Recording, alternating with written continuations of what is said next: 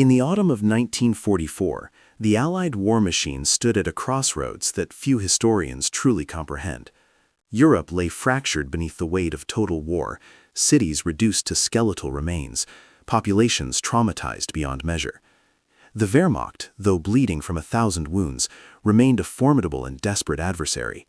Hitler's regime, cornered and fanatical, had transformed Nazi Germany into a fortress of last stands and suicidal resistance. The question facing the supreme Allied commander was not merely tactical, it was existential. How to end this war? How to deliver the killing blow to a regime that had chosen annihilation over surrender? General Dwight D. Eisenhower, the architect of Allied unity, found himself managing an impossible coalition. American, British, Canadian, French, and Polish forces stretched across a front line that ran from the North Sea to the Swiss border. Each nation carried its own strategic vision, its own political agenda, its own hunger for glory. Eisenhower's genius had never been in battlefield innovation. He was not Patton, not Rommel. His talent lay in something far more delicate and infinitely more difficult, keeping fractious allies aligned toward a common purpose. He understood that the greatest threat to Allied victory was not German steel, but Allied disunity. But Field Marshal Bernard Law Montgomery, commander of the 21st Army Group, was not a man built for patience or compromise. Monty, as he was known, carried within him the absolute certainty of his own strategic brilliance.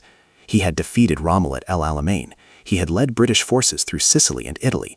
He possessed a mind that saw war as chess, calculated, methodical, precise. And now, in September 1944, with Allied forces surging across France after the breakout from Normandy, Montgomery conceived a plan so audacious, so all-consuming, that it would either end the war by Christmas or doom thousands to pointless slaughter. Montgomery's vision was elegant in its simplicity and terrifying in its implications. He proposed a concentrated thrust, a single massive spearhead aimed directly at the industrial heart of Germany. His forces would drive north through the Netherlands, cross the Rhine at Arnhem, and sweep into the Ruhr Valley, strangling Nazi Germany's capacity to wage war. The plan required one thing above all others: resources. Not some resources, not a fair share. Everything. Every gallon of fuel, every artillery shell, every replacement soldier, every transport truck. Montgomery demanded that Eisenhower halt George Patton's Third Army in its tracks, stop Omar Bradley's advance, and redirect the entire logistical might of the Allied war effort to support a single British-led offensive. The audacity of this demand cannot be overstated. Montgomery was asking Eisenhower to abandon the broad front strategy, the carefully balanced advance that kept pressure on German forces across the entire Western Front. He was asking Eisenhower to gamble everything on a single throw of the dice, to place absolute faith in British arms, British planning, British execution. More than that, he was asking Eisenhower to politically humiliate America's most celebrated generals, to subordinate American blood and treasure to British command, to risk shattering the fragile alliance that had taken years to forge. What Montgomery perhaps did not fully grasp, or perhaps simply did not care about, was the deeper psychology at play. Eisenhower commanded not just armies, but egos of staggering proportions. George Patton, brilliant and volatile, viewed warfare as personal destiny, a stage upon which great men proved their immortality. Omar Bradley, methodical and trusted, represented the steady hand of American military doctrine. Even within Montgomery's own command structure, there existed barely concealed resentment toward his aristocratic certainty. The American generals saw Montgomery as arrogant, cautious to the point of paralysis when it suited him, reckless when glory beckoned. The British saw the Americans as inexperienced cowboys, wasteful with lives, lacking in sophistication. And yet Montgomery's plan possessed a seductive logic. The broad front strategy, while politically safe, meant grinding through fortified German positions mile by bloody mile. It meant winter warfare. It meant giving the Nazis time to regroup, to deploy new weapons, to fortify their borders. A concentrated thrust, if successful, could shatter German defenses before they hardened, could seize vital bridges before demolition charges were set, could exploit the chaos of German retreat before order was restored. The prize was immense: an early end to the war, thousands of lives saved, the prevention of Soviet dominance across Eastern Europe. Eisenhower faced an impossible decision, one that would reveal the true nature of command in coalition warfare. To refuse Montgomery completely risked British resentment, might weaken Allied cohesion, could be seen as American arrogance. To grant Montgomery everything he demanded meant abandoning strategic prudence, alienating American commanders, and betting the entire war effort on a plan that required near-perfect execution across enemy-held territory. The weight of this decision pressed down upon a man who understood that in war, there are no perfect choices, only less cataclysmic ones. To understand what happened when Montgomery made his demand, one must first understand the man himself. Bernard Law Montgomery was not merely confident, he was constructed from certainty. Born into a world of Victorian military tradition, shaped by the horrors of the First World War, Monty had witnessed firsthand the catastrophic cost of incompetent leadership. At the Somme, at Passchendaele, he had seen entire generations fed into the machinery of industrial slaughter by commanders who treated human beings as expendable resources. From that crucible of blood and mud, Montgomery had forged an ironclad conviction. Wars were won through meticulous planning, overwhelming preparation, and the absolute refusal to attack until victory was mathematically assured. This methodology had served him brilliantly at El Alamein. Facing Rommel's Afrika Korps in the deserts of Egypt, Montgomery had refused Churchill's demands for immediate action. Instead, he stockpiled supplies, trained his forces relentlessly, studied his enemy with obsessive detail, and only when he possessed crushing material superiority did he strike. The result was Britain's first major land victory against Nazi Germany, a triumph that transformed Montgomery from competent general into national hero. The British public, starved for good news after years of defeat and humiliation, elevated him to mythic status. And Montgomery, never a man troubled by false modesty, came to believe fully in his own legend. But heroism in the desert against a numerically inferior enemy is vastly different from coalition warfare across the industrial battlefields of Western Europe. Montgomery's certainty, which had been an asset in North Africa, now became a dangerous liability. He could not comprehend why Eisenhower, a mere coordinator in Monty's view, not a true battlefield commander, would hesitate to embrace a plan so obviously brilliant. To Montgomery's calculating mind, the mathematics were simple. Concentrate force, achieve breakthrough, win war. Any other approach was timid, wasteful, politically compromised. What Montgomery failed to grasp was that Eisenhower operated in a dimension of warfare entirely foreign to British military culture. The American commander was not managing a battle, he was managing an alliance that threatened to fracture with every decision. Roosevelt and Churchill watched his every move with political calculation. Stalin, in the East, demanded Allied action to relieve pressure on Soviet forces. American public opinion, still raw from Pearl Harbor, demanded visible American leadership in defeating Hitler. Congress scrutinized casualty lists with increasing concern. Every gallon of fuel, every ton of ammunition, represented not just military logistics, but political capital, congressional appropriations, public morale. Montgomery's demand for everything landed on Eisenhower's desk like a grenade with the pin pulled.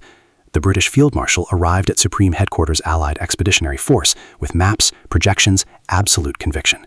His presentation was masterful, a surgical strike that would bypass the Siegfried Line, seize the bridge at Arnhem, turn the Rhine into an Allied highway rather than a German fortress. He spoke of ending the war by Christmas, of preventing a winter campaign, of saving hundreds of thousands of lives. His logic was impeccable, his confidence unshakable. And sitting across from him, Eisenhower recognized both the brilliance and the impossibility of what was being proposed. The logistical reality was staggering. The Allied advance had outrun its supply lines. Every mile conquered meant another mile that fuel trucks had to travel from Normandy beaches.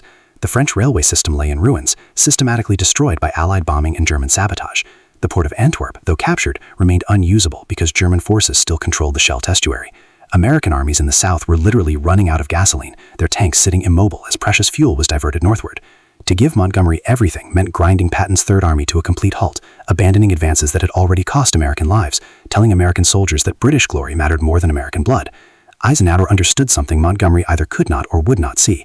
This was not El Alamein. There would be no months to prepare, no opportunity to achieve overwhelming superiority before attacking. The window of German chaos was closing rapidly. Nazi commanders, brilliant and experienced, were already stabilizing their lines, rushing reinforcements westward, preparing defensive positions. Any concentrated thrust would face not a defeated enemy but a desperate one, and desperate enemies are the most dangerous of all. Moreover, the plan required capturing multiple bridges intact before German engineers could destroy them. It required British armored columns to advance through narrow Dutch corridors where a single well-placed anti-tank gun could stall the entire offensive. It required airborne forces to hold positions deep behind enemy lines until ground forces could relieve them, a task that had rarely succeeded even under ideal conditions. But beyond tactics and logistics lay a more profound problem: trust. Could Eisenhower trust Montgomery to execute with the speed and aggression the plan demanded? Montgomery's caution for caution was well earned. At Caen during the Normandy campaign, he promised rapid breakthrough and instead ground forward at glacial pace, later claiming his slow advance had been deliberate strategy to pin down German armor. American commanders, who had watched Patton's Third Army race across France while Montgomery's forces advanced methodically, harbored deep skepticism about British offensive capability under Monty's leadership. To give Montgomery everything was to place the entire Allied war effort in the hands of a commander whose brilliance was undeniable, but his execution was often agonizingly slow. Eisenhower sat at the nexus of impossible pressures.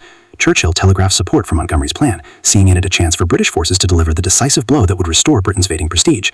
American newspapers clamored for Patton's continued advance, portraying him as the warrior who would win the war through audacity and speed. Stalin, through back channels, questioned Allied commitment, suggesting the Western Allies were deliberately slowing their advance to allow German and Soviet forces to bleed each other white. And through it all, Eisenhower knew that his decision would be judged not by intention, but by outcome. Eisenhower's decision, when it finally came, satisfied no one and haunted him for the rest of his life.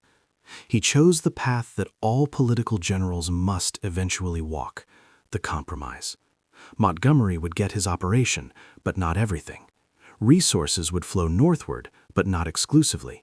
Patton would be slowed, but not stopped.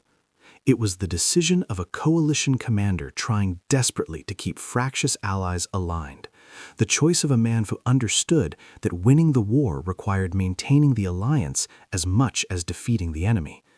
It was also, though Eisenhower could not have fully known it at the time, a decision that would send thousands of young men to their deaths in a doomed gamble born from half measures and wishful thinking.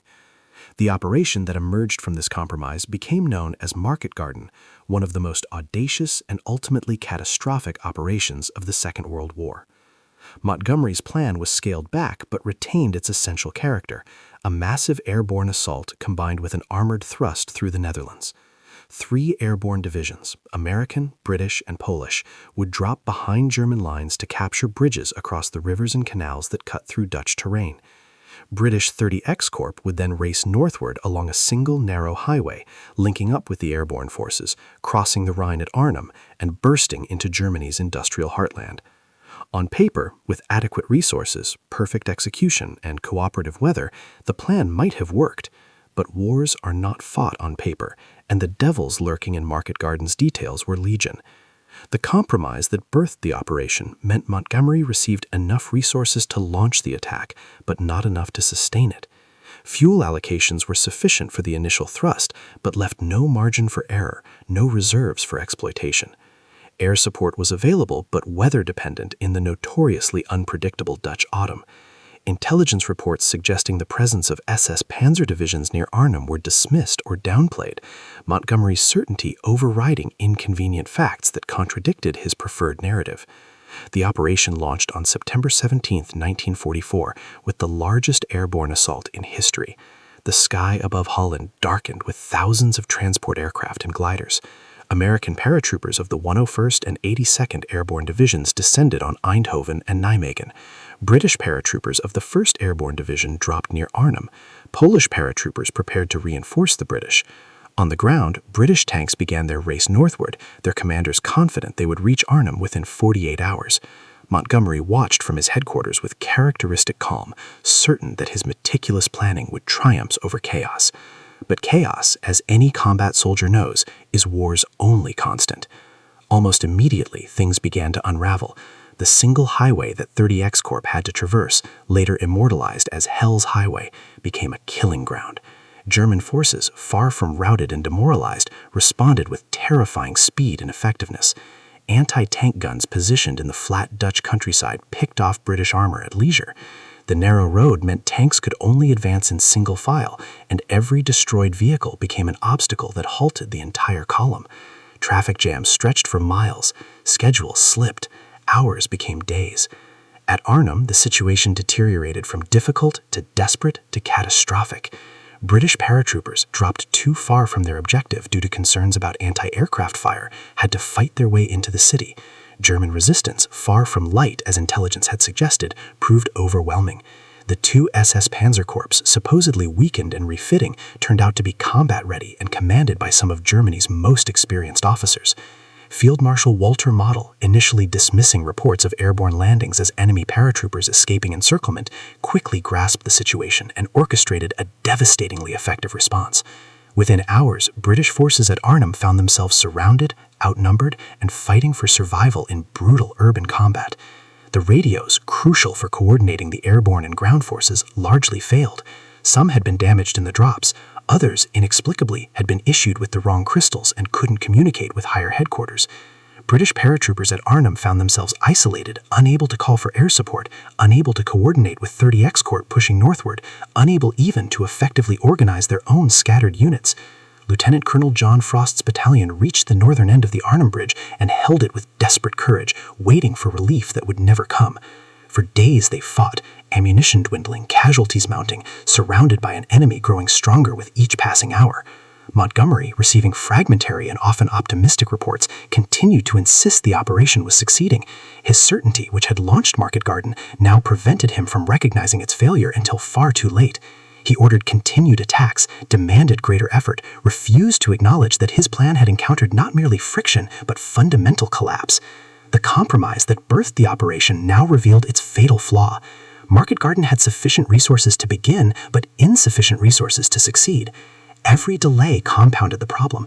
Every hour that 30X Corps failed to reach Arnhem meant another hour for German forces to reinforce, to fortify, to methodically destroy the isolated airborne troops. The human cost mounted with sickening speed. American paratroopers in Eindhoven and Nijmegen fought with extraordinary courage, capturing their objectives but at terrible cost. Dutch civilians who had greeted Allied troops with jubilant celebration found themselves trapped in combat zones as their cities became battlefields. German reprisals against Dutch resistance fighters and civilians suspected of aiding the Allies were swift and brutal. The narrow corridor that Market Garden created became a salient vulnerable from all sides, a pocket that consumed men and material at an unsustainable rate. At Arnhem, the situation became apocalyptic. Frost's battalion, holding the bridge against overwhelming odds, was slowly annihilated. When they finally surrendered, only a handful remained unwounded. The rest of the British 1st Airborne Division, trapped in a shrinking perimeter in Oosterbeek, endured days of constant bombardment and attack. Wounded men lay in cellars without adequate medical supplies. Ammunition ran so low that soldiers fought with captured German weapons. Food supplies dwindled to nothing. Rain turned foxholes into muddy graves. And still they held, because the relief that had been promised in 48 hours might yet arrive. But 30X Corps could not break through. Every attempt to reach Arnhem met concentrated German resistance. The distance that should have been covered in 2 days took more than a week, and even then the British armor could only reach the southern bank of the Rhine, unable to cross, unable to relieve the dying men on the northern side. On September 25th, after 9 days of hell, the survivors of the British 1st Airborne Division were finally evacuated across the Rhine in small boats under cover of darkness, leaving behind their dead, their wounded too severe to move, and the shattered remains of Montgomery's grand vision. The Reckoning. The aftermath of Market Garden revealed truths that military establishments spend decades trying to obscure. Of the 10,000 British paratroopers who dropped near Arnhem, fewer than 2,000 escaped. The rest were killed, wounded, or captured. American airborne divisions suffered thousands of casualties. Entire battalions were decimated. The Dutch corridor that had been liberated remained a vulnerable salient that would consume Allied resources for months. The bridge at Arnhem, the prize that was supposed to open the gateway into Germany, remained firmly in Nazi hands. And most devastating of all, the operation achieved nothing that altered the strategic trajectory of the war. Germany would not collapse by Christmas. The Rhine would not be crossed until 1945. The war that might have ended in autumn dragged into a bitter winter campaign that killed hundreds of thousands more. Montgomery, faced with catastrophic failure, did what he had always done. He reframed reality to preserve his reputation. Market Garden, he insisted, had been 90% successful. Only the final bridge, Arnhem, had not been captured. The operation had drawn German forces away from other sectors. It had established an Allied presence in Holland. These were not lies, exactly, but they were the calculations of a man incapable of admitting fundamental error. The families of the dead paratroopers, the wounded men in field hospitals, the Dutch civilians who had paid for liberation with their homes and often their lives, they measured success differently.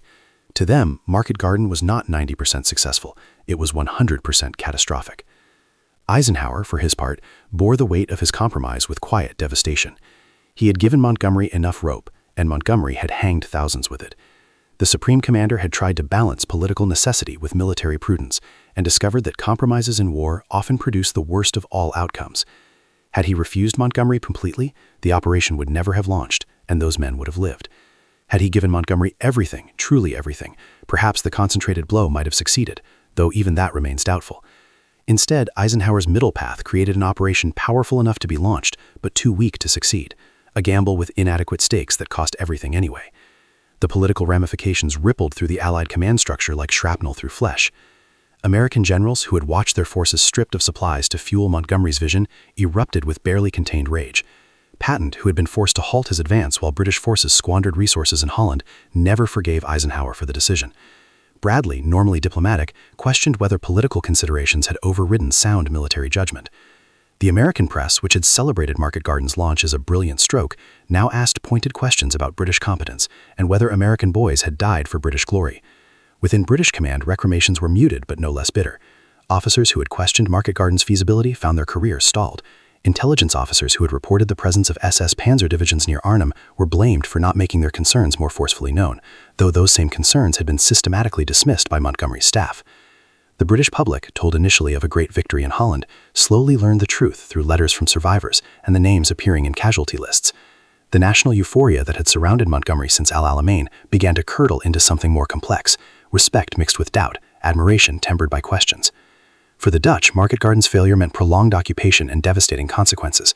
The narrow corridor established by the operation became known as the Island, a salient of partially liberated territory surrounded on three sides by German forces. Dutch civilians in this zone endured months of artillery fire, supply shortages, and German reprisals. Further north, in areas where the Allies had raised hopes of liberation only to fail at Arnhem, Nazi retribution was savage. The Dutch railway workers who had struck to aid the Allied advance were hunted by the Gestapo. Thousands of Dutch citizens faced a winter of starvation that became known as the Hunger Winter, a period of mass deprivation that killed more than 20,000 people. The food supplies that might have sustained them remained in German-controlled territory because Market Garden had failed to secure the routes necessary for Allied relief efforts.